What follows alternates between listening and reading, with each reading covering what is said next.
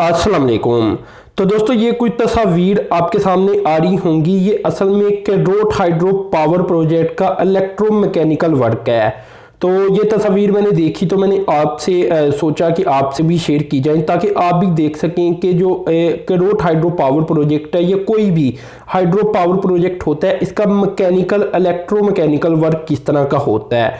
तो ये आप देख सकते हैं कि काफ़ी कम्प्लेक्स किस्म का ये वर्क होता है जो कि अंजाम दिया जा रहा है और इसके बाद इंशाल्लाह आहिस्ता आहिस्ता ये भी प्रोजेक्ट कंप्लीशन की जानिब गामजन है।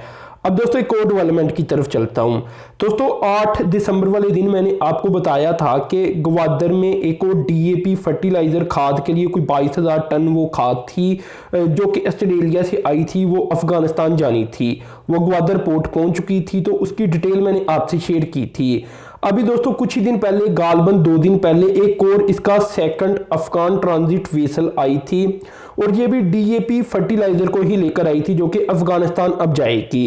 यानी रेगुलर बेसिस के ऊपर जो ग्वादर पोर्ट है वो ऑपरेट हो रही है और जो कस्टम का एक काम था, कस्टम एजेंट का क्लियरेंस का, वो बड़ी तेजी के साथ अंजाम दिया जा रहा है। डेली बुनियादी के ऊपर वहां से काम होता चला जा रहा है और अब आप कह सकते हैं कि वेसल्स आती चली जा रही हैं।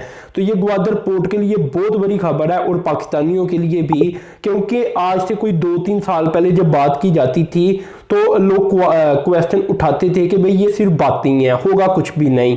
लेकिन अब देखें कि हो चुका है ये। अब ऐसा नहीं मैं कह रहा कि होगा, मैं कह रहा हूं हो चुका है। जो लोग कहते हैं कि पाकिस्तान के अंदर कुछ नहीं होता, तो किसी न किसी जमाने के अंदर कुछ ना कुछ होता रहता है। तो 3-4 साल पहले जो बातें थी आज वो हकीकत है। इंशाल्लाह बहुत जल्द हम देखेंगे कि ग्वादर पोर्ट जनूबी एशिया की सबसे बड़ी पोर्ट बनेगी और इसका अल्टीमेटली फ़ायदा पाकिस्तान को होगा। तो दोस्तों अब अगली डेवलपमेंट की तरफ चलता हूँ। ये भी काफ़ी अहम तरीन डेवलपमेंट है। तो दोस्तों ये डेवलपमेंट कुछ इस तरह से है कि इटली अब ये चाहता है कि सिंध के अंदर ओलिव्स ऑयल की कल्टीवेशन की जा सके, यानी पहले दरख्त लगाए जाएं फिर ही कल्टीवेट होगा। अब ये बहुत बड़ी डेवलपमेंट सामने आई है क्योंकि इटली पहले से पाकिस्तान के अंदर ये काम कर रहा है। इधर मैं आपको बता दूं कि इटली पहले से एक्सट्रैक्शन प्रोसेसिंग ओलिव प्रोडक्ट्स की कर रहा है पंजाब और केपीके के अंदर। अब इटली की जानिब से ये सोचा गया है कि सिंध को भी इसमें शामिल कर दिया जाए क्योंकि सिंध के कुछ ऐसे पार्ट मौजूद हैं, ऐसे हिस्से हैं जहां ये काम बड़े अच्छे अंदाज के साथ किया जा सकता है। इससे फिर पाकिस्तान की ओवरऑल जो ओलिव प्रोडक्शन है उसमें भी इजाफा होगा, मजीद एरिया कैप्चर किया जाएगा। तो इसमें इटली की नजरें हैं। इटली पहले भी ये काम कर रहा है पाकिस्तान के अंदर और इंशाल्लाह मैंने आपको बताया था कि 2021 तक पाकिस्तान का पाक ओलिव आ जाएगा।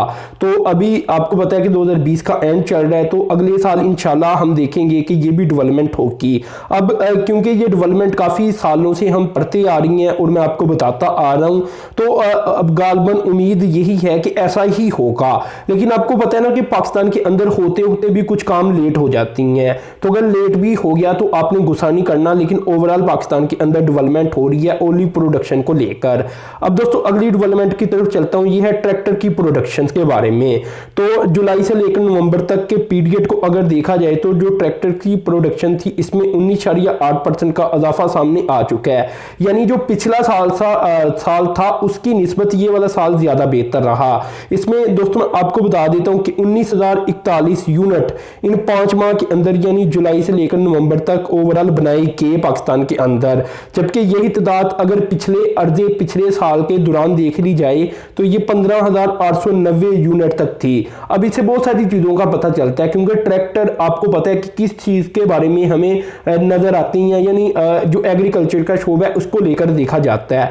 तो एग्रीकल्चर का शोबा तरक्की किया इस साल पिछले साल की निस्बत, तो इससे हमें यह पता चलता है। इसके अलावा दोस्तों जो डेटा रिलीज किया गया इसके मुताबिक पाकिस्तान ऑटोमोबाइल मैन्युफैक्चरिंग एसोसिएशन की जानिब से 3,252 unit light commercial vehicles, vans और जीप्स भी प्रोड्यूस की गई इस अर्जे के दौरान, जो कि जुलाई से नवंबर तक बनता है। जबकि अगर पिछले साल इसी अर्जे को देख लिया जाए तो ये 1893 यूनिट थी। ठीक है ना, तो आप फर्क देखें कि 71 से 79% का इजाफा सामने आ चुका है। तो यानी बहुत बड़ी तब्दीली आई है पिछले साल की निस्बत इस साल।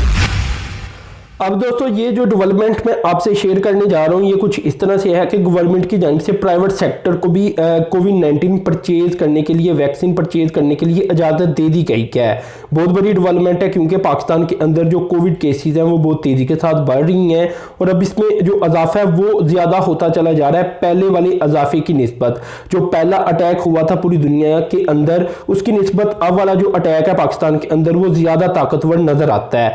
इसमें दोस्तों जो इन्फॉर्मेशन सामने आई है वो यही है कि ड्रॉप इसके ऊपर पूरी नज़र रखेगा। ऐसा नहीं होगा कि कई जगह इसकी जो प्राइस है वो ज़्यादा हो जाएगी, कई जगह कम हो जाएगी। अभी जो इन्फॉर्मेशन आई है इसके मुताबिक मैं आपसे ये शेयर कर रहा हूँ। इनका कहना है कि पूरी नज़र रखी जाएगी, मॉनिटर किया जाएगा, पूरा इंटायर प्रोसेस हमारे अंडर होगा, जिसमें इंपोर्ट से लेकर सेल, वैक्सीन की सेल तक किसी भी किस्म की कंफ्यूजन नहीं होने दी जाएगी और प्राइस को मेंटेन किया जाएगा। क्योंकि आपको पता है कि कोविड की इस वक्त डिमांड बहुत है वैक्सीन की, तो इसके ऊपर प्राइस को लेकर बहुत कुछ हो सकता है, ब्लैकमेलिंग हो सकती है वगैरह वगैरह, जिस तरह पाकिस्तान के अंदर काम होती हैं। जहां आटा ब्लैक में चला जाए, जहां चीनी ब्लैक के अंदर चली जाए, महंगी होती चली जाए, तो वहां एक ऐसी चीज की डिमांड जो कि इस वक्त बहुत तेजी के साथ बढ़ रही है। तो इस तरह के खतरात तो रहती ही हैं। तो फिर भी इनकी जानिब से ये बताया गया, ड्रॉप की जानिब से, ड्रॉप में आपको बता देता हूँ, drug regulatory authority of Pakistan, इनकी जानिब से कि हम पूरी कोशिश करेंगे कि प्राइवेट सेक्टर इस तरह का किसी भी किस्म का काम ना करे। अब दोस्तों अगली डेवलपमेंट की तरफ चलता हूं। दोस्तों इकोनॉमिक कोऑर्डिनेशन कमेटी की जानिब से जो अपकमिंग इनकी मीटिंग आएगी, इसके अंदर 739 अरब रुपए का कराची ट्रांसफॉर्मेशन प्लान अप्रूव करने के लिए सोचा जा रहा है कि अप्रूव कर दिया जाए। अब ये बहुत बड़ी डेवलपमेंट है, क्योंकि पैकेज तो पहले से ऐलान हो चुका है, लेकिन इसके कुछ प्रोजेक्ट हैं जो कि इकोनॉमिक कोऑर्डिनेशन कमेटी अभी अप्रूव करेगी। इसमें दोस्तों जो अगली मीटिंग होगी, इसमें 13 एजेंडास को शामिल किया जाएगा, जिसमें एक एजेंडा कराची ट्रांसफॉर्मेशन प्लान का भी होगा। इसमें जो 3-4 प्रोजेक्ट रखे गए हैं ये मैं आपको बता देता हूं। एक तो पब्लिक सेक्टर डेवलपमेंट प्रोग्राम के अंदर इसके जो प्रोजेक्ट रखे गए हैं, एक वाटर के आ जाती हैं, कुछ रेलवे के आ जाती हैं, इसी तरह ग्रीन बस सर्विस के कुछ प्रोजेक्ट आ जाते हैं, जिनकी टोटल मालियत बन जाती है इन तीनों की 739 अरब रुपया। तो इस तरह ये वो करने जा रही है डेवलपमेंट अगले एजेंडे के अंदर, अगली मीटिंग के दौरान। अब दोस्तों सबसे अहम और आखिरी डेवलपमेंट आपसे शेयर करता हूं। तो दोस्तों ये डेवलपमेंट कुछ इस तरह से है कि पाकिस्तान और चाइना की जानिब से ये सोचा गया है, बल्कि पूरी तैयारी कर ली गई है कि फ्रेमवर्क एग्रीमेंट साइन किया जाएगा इंडस्ट्रियल कोऑपरेशन को लेकर। बहुत बड़ी डेवलपमेंट सामने आ रही है सीपैक को लेकर, सीपैक के सेकंड फेज को लेकर। आपको पता है कि पहला फेज तकरीबन कंप्लीट हो चुका है और अब सेकंड फेज के ऊपर काम शुरू होने को है। तो इसमें सबसे पहली जो बड़ी डेवलपमेंट सामने आई है वो यही है कि जो इंडस्ट्रियल कोऑपरेशन के ऊपर MOU साइन किया गया था, इससे अगले स्टेप की तरफ पाकिस्तान जा रहा है, जो कि अब फ्रेमवर्क एग्रीमेंट साइन होने जा रहा है और ये होगा अगली ज्वाइंट कोऑपरेशन कमेटी जो कि सीपैक के ऊपर होगी इसके दौरान। तो ये 10वीं JCC की मीटिंग है, तो इसमें ये सब कुछ होने जा रहा है। बहुत बड़ी डेवलपमेंट है, क्योंकि अब पाकिस्तान की कोशिश यही है कि इंडस्ट्रियल कोऑपरेशन की जाए चाइना के साथ मिलकर और पाकिस्तान को बदला जाए, यानी जो चीजें हम इंपोर्ट करते हैं वो एक्सपोर्ट करें। और इस काम के लिए जो चाइना के इन्वेस्टर है उन्हें प्लाट दिए जाए ताकि वो इंडस्ट्री लगाएं इकोनॉमिक जोन के अंदर और इसके बाद वो चीज़ें बनाएं और वो पाकिस्तान एक्सपोर्ट कर सके। तो इस तरह पाकिस्तान इन्वेस्टमेंट को भी अट्रैक्ट करना चाहता है, इसके अलावा डोमेस्टिक जो ज़रूरियात हैं उन्हें भी पूरा करना चाहता है और इसके साथ ही एक्सपोर्ट भी बढ़ाना चाहता है। तो इसके लिए जो इंडस्ट्रियल फ्रेमवर्क का एग्रीमेंट होगा ये अहम किरदार अदा करेगा। तो ये दोस्तों डेवलपमेंट मैंने ओवरऑल आपसे शेयर की। तो आपने चैनल को सब्सक्राइब कर देना, साथ में जो बेल के आइकॉन पर क्लिक कर देना है। अब तक के लिए इतना ही था। अल्लाह हाफिज़।